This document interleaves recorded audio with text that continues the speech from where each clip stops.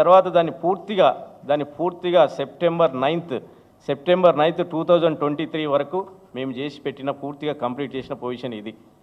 ఇప్పుడు వీళ్ళు దీనికి పూర్తిగా తర్వాత అక్టోబర్లో ఎలక్షన్ కోడ్ రావడం వల్ల దానికి ఖాళీ రంగులు మాత్రమే వేయలేకపోయినాం.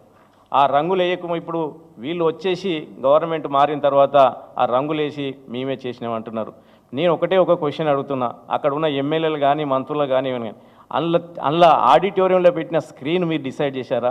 అందులో ఆడిటోరియంలో పెట్టిన మన సిస్టమ్ మీరు మైక్ సిస్టమ్ మీరు డిసైడ్ చేశారా? ఆడిటోరియంలో ఉన్న ఆక్యుపేషన్ సైడ్కు ఉన్న సిస్టమ్ అంతా ఎవరు డిసైడ్ చేశారు? దాంట్లో ఉన్న కలర్ ఎవరు డిసైడ్ చేశారు? దానికి ఉన్న మార్బుల్ ఎవరు డిసైడ్ చేశారు? దానికి ఉన్న ప్రతి ఒక్కటి కూడా మేము అక్కడ ఉన్నటువంటి వినయ్ భాస్కర్ నేను మేమందరం కూడా తయారు చేసేసి దాని యొక్క తీసుకొచ్చేసి ఆ కాంపౌండ్ వాల్ కట్టింది కానీ కాళోజీ విగ్రహం ఏడబెట్టాలని నిర్ణయించింది కానీ ఆ విగ్రహాన్ని యొక్క శంకుస్థాపన అక్కడ దాని యొక్క ఫౌండేషన్ చేయించింది కానీ ల్యాండ్స్కేప్ చేసింది కానీ పూర్తిగా మేము చేసిన తర్వాత మీరు వచ్చి 4 రంగులు వేసేసి మీరు ఇప్పుడు ఓపెన్ చేశారు. నేను ఒక మాట అడుగుతున్నా, మీరు వచ్చి 10 నెలల్లో కాళోజీ ఫౌండేషన్ ఏ స్టేజ్లో మీరు కంప్లీట్ చేసారు? ఒక్కసారి మీ మనసాక్షి మీరు ఆలోచించుకోవాలి.